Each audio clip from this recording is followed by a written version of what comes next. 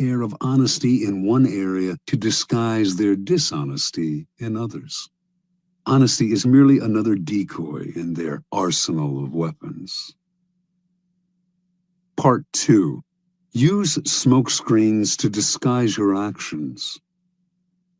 Deception is always the best strategy, but the best deceptions require a screen of smoke to distract people's attention from your real purpose.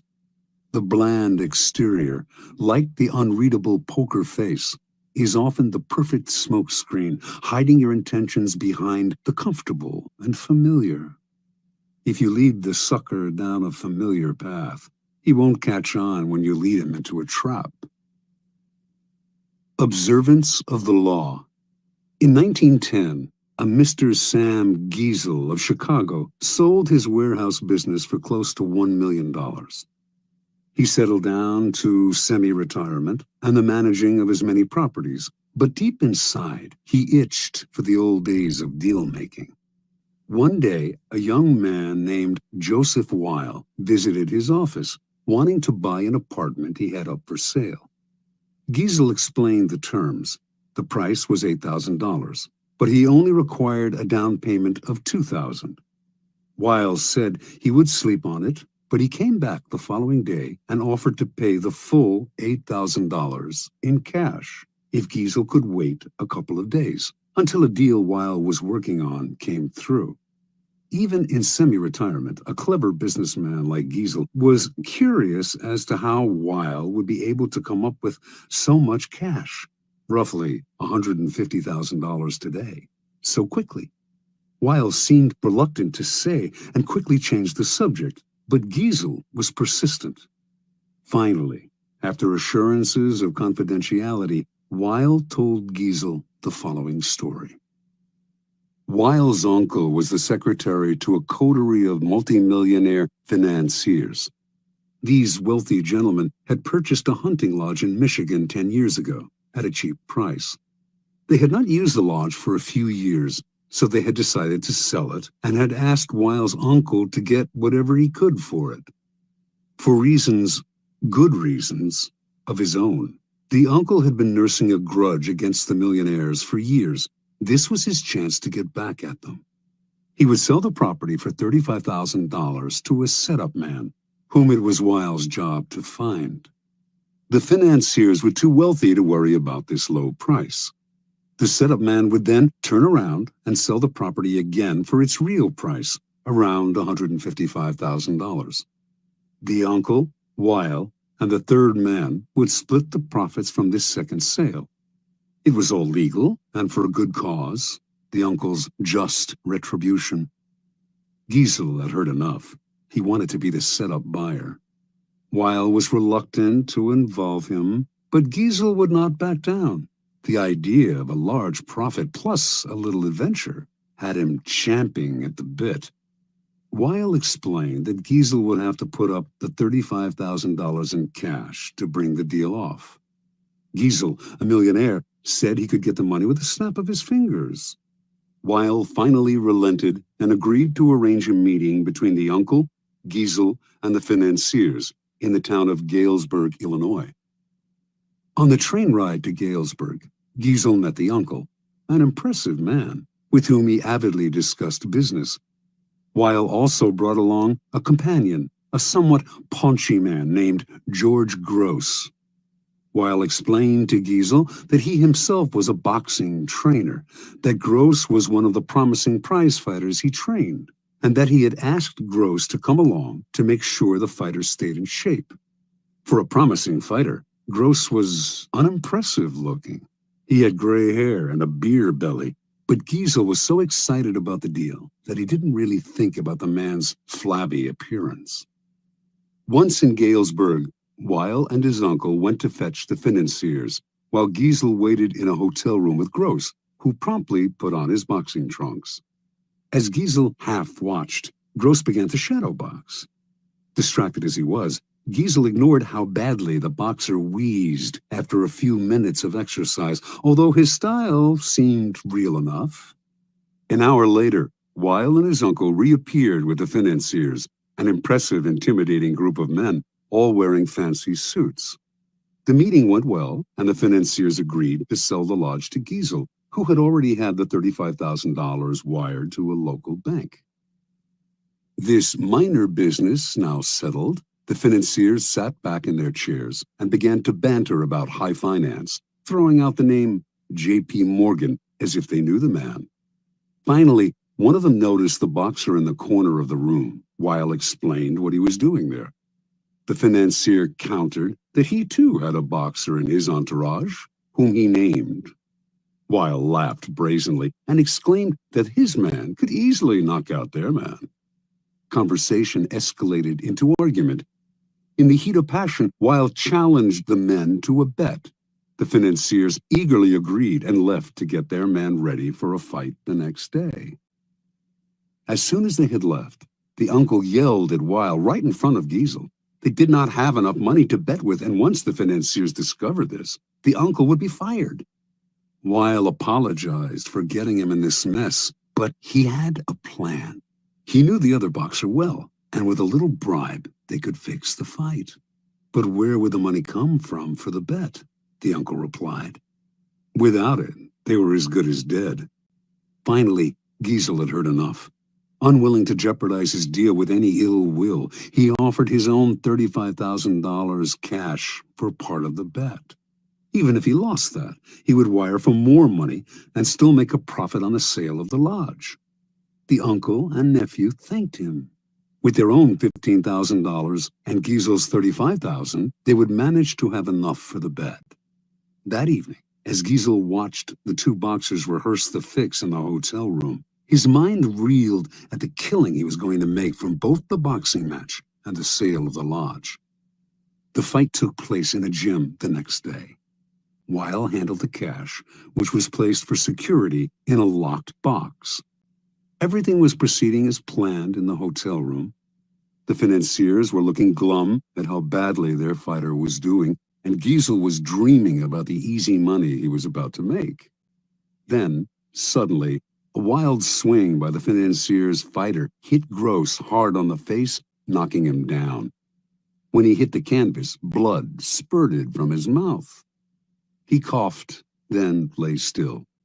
One of the financiers, a former doctor, checked his pulse. He was dead. The millionaires panicked. Everyone had to get out before the police arrived. They could all be charged with murder.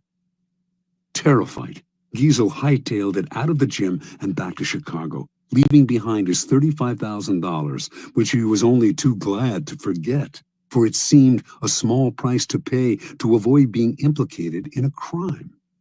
He never wanted to see Weil or any of the others again. After Giesel scurried out, Gross stood up under his own steam. The blood that had spurted from his mouth came from a ball filled with chicken blood and hot water that he had hidden in his cheek.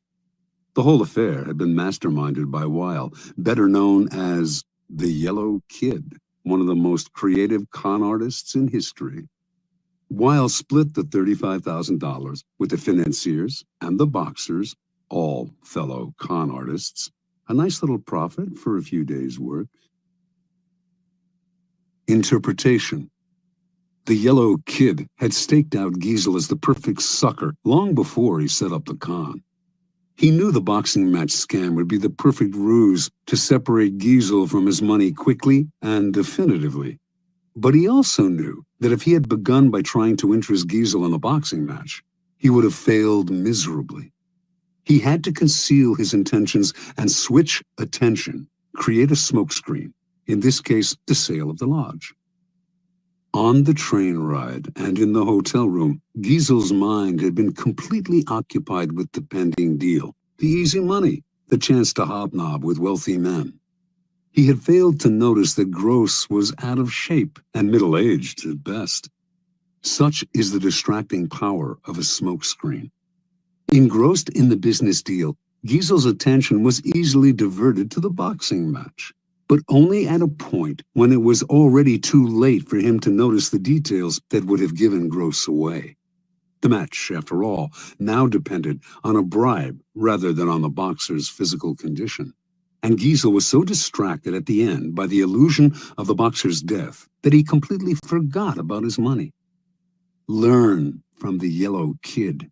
The familiar, inconspicuous front is the perfect smokescreen. Approach your mark with an idea that seems ordinary enough. A business deal, financial intrigue. The sucker's mind is distracted, his suspicions allayed. That is when you gently guide him onto the second path, the slippery slope down which he slides helplessly into your trap. Keys to power. If you believe that the deceivers are colorful folk who mislead with elaborate lies and tall tales, you are greatly mistaken. The best deceivers utilize a bland and inconspicuous front that calls no attention to themselves. They know that extravagant words and gestures immediately raise suspicion. Instead, they envelop their mark in the familiar, the banal, the harmless. The simplest form of smokescreen is facial expression.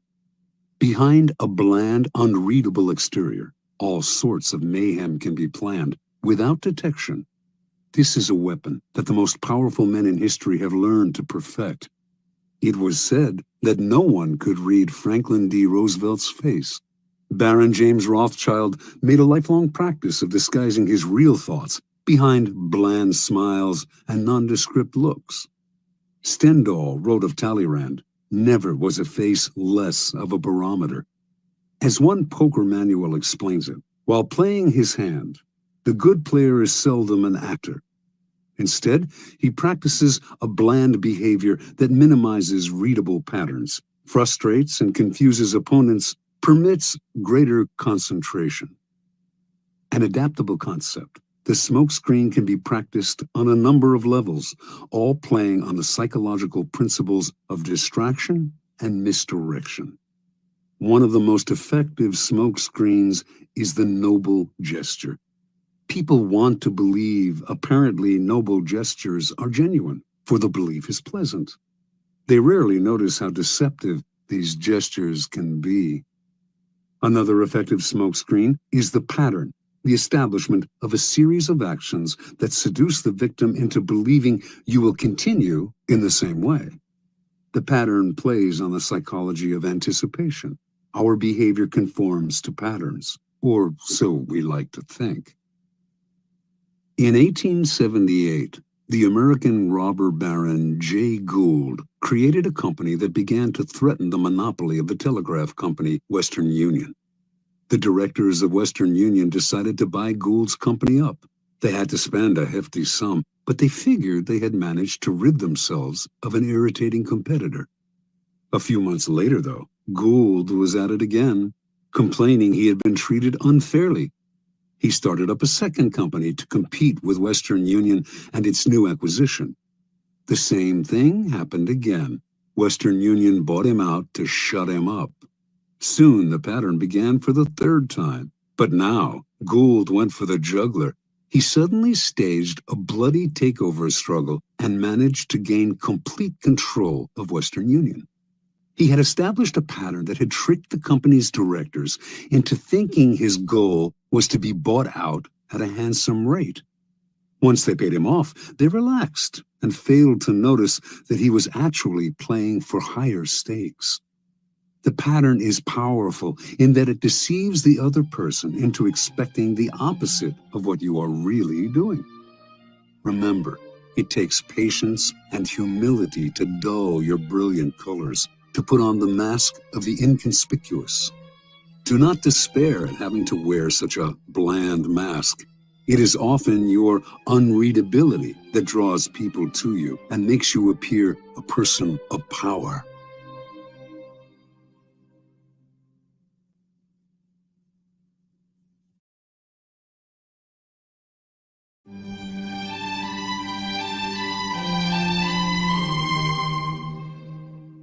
Law 4. Always say less than necessary. Judgment. When you are trying to impress people with words, the more you say, the more common you appear and the less in control. Even if you're saying something banal, it will seem original if you make it vague, open-ended, and sphinx-like. Powerful people impress and intimidate by saying less. The more you say, the more likely you are to say something foolish. Observance of the law. In the court of Louis XIV, nobles and ministers would spend days and nights debating issues of state. They would confer, argue, make and break alliances, and argue again until finally the critical moment arrived.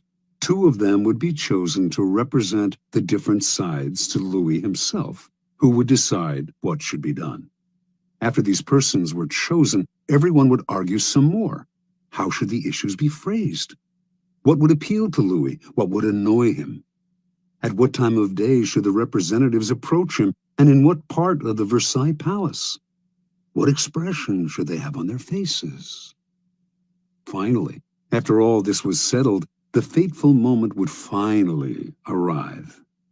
The two men would approach Louis, always a delicate matter, and when they finally had his ear, they would talk about the issue at hand, spelling out the options in detail. Louis would listen in silence, a most enigmatic look on his face.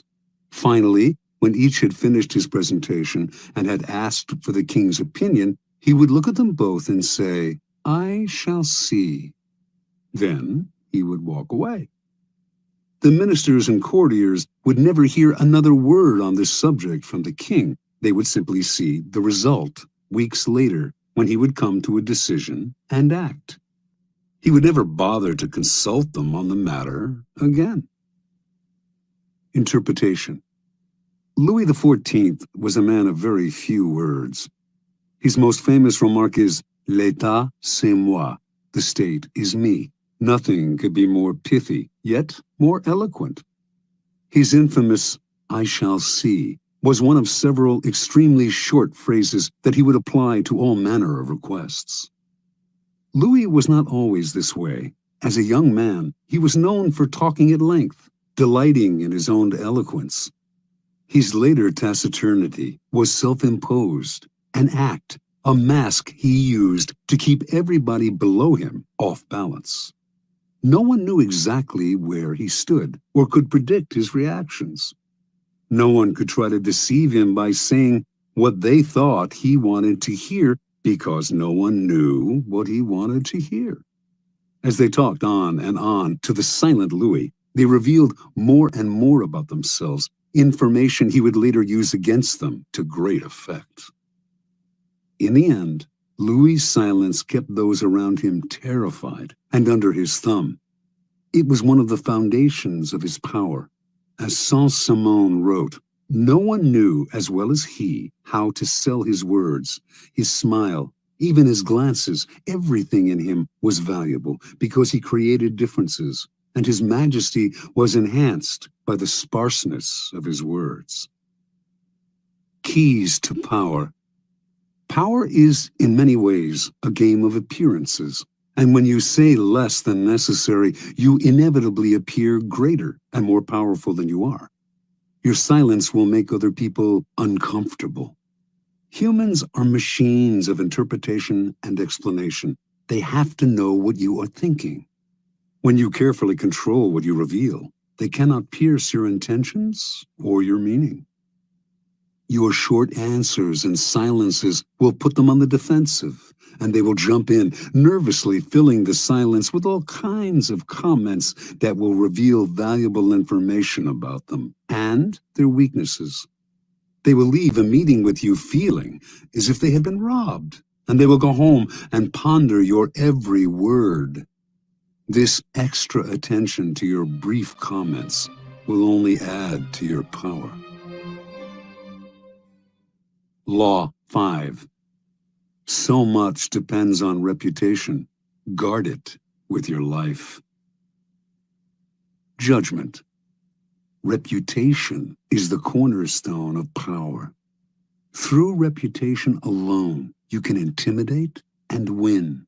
Once it slips, however, you are vulnerable and will be attacked on all sides. Make your reputation unassailable. Always be alert to potential attacks and thwart them before they happen. Meanwhile, Learn to destroy your enemies by opening holes in their own reputations. Then stand aside and let public opinion hang them. Observance of the law. During China's War of the Three Kingdoms, AD 207 to 65, the great general Zhuge Liang, leading the forces of the Shu kingdom, dispatched his vast army to a distant camp while he rested in a small town with a handful of soldiers. Suddenly, sentinels hurried in with the alarming news that an enemy force of over 150,000 troops under Sima Yi was approaching. With only 100 men to defend him, Zhuge Liang's situation was hopeless. The enemy would finally capture this renowned leader. Without lamenting his fate or wasting time trying to figure out how he had been caught, Liang ordered his troops to take down their flags, throw open the city gates, and hide. He himself then took a seat on the most visible part of the city's wall, wearing a Taoist robe.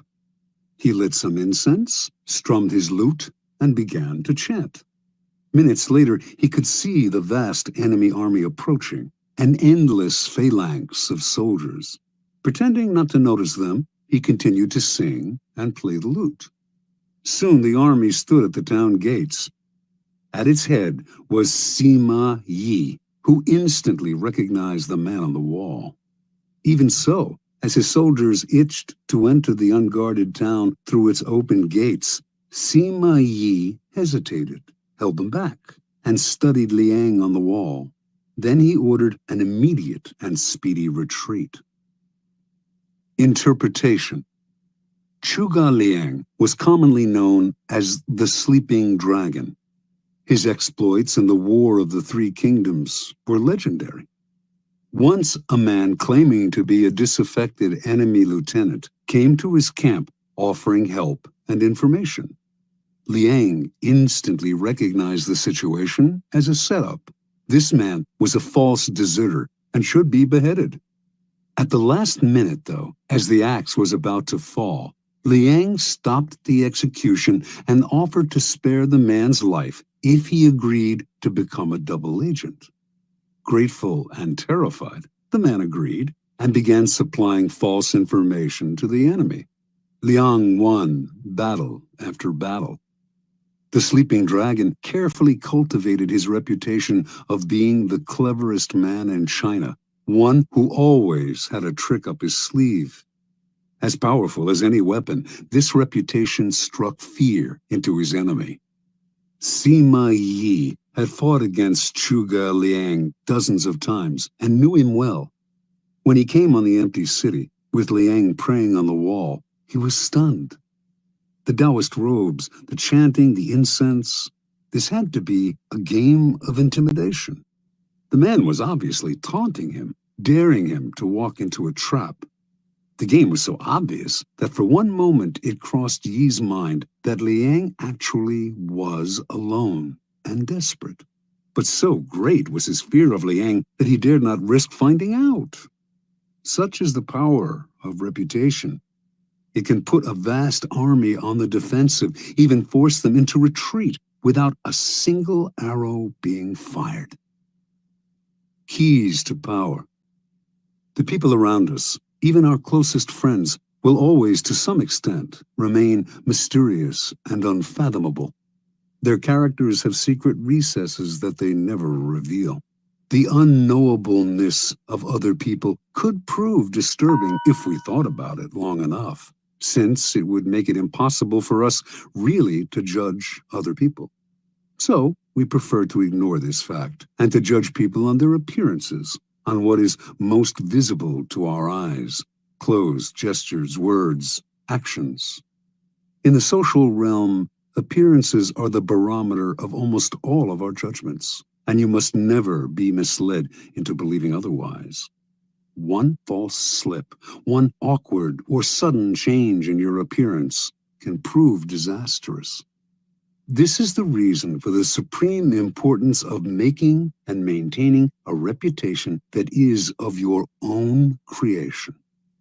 That reputation will protect you in the dangerous game of appearances distracting the probing eyes of others from knowing what you are really like, and giving you a degree of control over how the world judges you. A powerful position to be in. Reputation has a power like magic. With one stroke of its wand, it can double your strength. It can also send people scurrying away from you. Whether the exact same deeds appear brilliant or dreadful can depend entirely on the reputation of the doer. In the beginning, you must work to establish a reputation for one outstanding quality, whether generosity or honesty or cunning. This quality sets you apart and gets other people to talk about you. You then make your reputation known to as many people as possible. Subtly, though, take care to build slowly and with a firm foundation, and watch as it spreads like wildfire. Reputation is a treasure to be carefully collected and hoarded. Especially when you are first establishing it, you must protect it strictly, anticipating all attacks on it. Once it is solid, do not let yourself get angry or defensive at the slanderous comments of your enemies. That reveals insecurity, not confidence in your reputation. Take the high road instead, and never appear desperate in your self-defense. On the other hand, an attack on another man's reputation is a potent weapon, particularly when you have less power than he does. He has much more to lose in such a battle, and your own thus far small reputation gives him a small target when he tries to return your fire. But this tactic must be practiced with skill. You must not seem to engage in petty vengeance. If you do not break your enemy's reputation cleverly, you will inadvertently ruin your own. Law 6. Court attention at all cost. Judgment. Everything is judged by its appearance. What is unseen counts for nothing. Never let yourself get lost in the crowd then, or buried in oblivion. Stand out. Be conspicuous at all cost. Make yourself a magnet of attention by appearing larger, more colorful, more mysterious than the bland and timid masses. Part 1. Surround your name with the sensational and scandalous. Draw attention to yourself by creating an unforgettable, even controversial image. Court scandal. Do anything to make yourself seem larger than life and shine more brightly than those around you. Make no distinction between kinds of attention. Notoriety of any sort will bring you power. Better to be slandered and attacked than ignored. Observance of the law. P.T. Barnum started his career as an assistant to the owner of a circus, Aaron Turner. In 1836, the circus stopped in Annapolis, Maryland, for a series of performances. On the morning of opening day, Barnum took a stroll through town, wearing a new black suit. People started to follow him. Someone in the gathering crowd shouted out that he was the Reverend Ephraim K. Avery, infamous as a man acquitted of the charge of murder, but still believed guilty by most Americans. The angry mob tore off Barnum's suit and was ready to lynch him. After desperate appeals, Barnum finally convinced them to follow him to the circus where he could verify his identity. Once there, old Turner confirmed that this was all a practical joke. He himself had spread the rumor that Barnum was Avery. The crowd dispersed, but Barnum, who had nearly been killed, was not amused. He wanted to know what could have induced his boss to play such a trick. "My dear Mr. Barnum," Turner replied, "it was all for our good. Remember, all we need to ensure success is notoriety." And indeed, everyone in town was talking about the joke, and the circus was packed that night, and every night it stayed in Annapolis. Barnum had learned a lesson he would never forget. Barnum's first big venture of his own was for the American Museum, a collection of curiosities located in New York. One day, a beggar approached Barnum in the street. Instead of giving him money, Barnum decided to employ him. Taking him back to the museum, he gave the man 5 bricks and told him to make a slow circuit of several blocks. At certain points, he was to lay down a brick on the sidewalk, always keeping 1 brick in hand. On the return journey, he was to replace each brick on the street with the one he held. Meanwhile, he was to remain serious of countenance and to answer no questions. Once back at the museum, he was to enter, walk around inside, then leave through the back door and make the same bricklaying circuit again. On the man's first walk through the streets, several hundred people watched his mysterious movements. By his 4th circuit, onlookers swarmed around him, debating what he was doing. Every time he entered the museum, he was followed by people who bought tickets to keep watching him. Many of them were distracted by the museum's collections and stayed inside. By the end of the first day, the brick man had drawn over 1,000 people into the museum. A few days later, the police ordered him to cease and desist from his walks. The crowds were blocking traffic. The bricklaying stopped, but thousands of New Yorkers had entered the museum, and many of those had become P.T. Barnum converts. Barnum would put a band of musicians on a balcony overlooking the street, beneath a huge banner proclaiming "Free music for the millions." What generosity, New Yorkers thought, and they flocked to hear the free concerts. But Barnum took pains to hire the worst musicians he could find, and soon after the band struck up, people would hurry to buy tickets to the museum, where they would be out of earshot of the band's noise and of the booing of the crowd. Interpretation. Barnum understood the fundamental truth about attracting attention. Once people's eyes are on you, you have a special legitimacy. For Barnum, creating interest meant creating a crowd. As he later wrote, every crowd has a silver lining.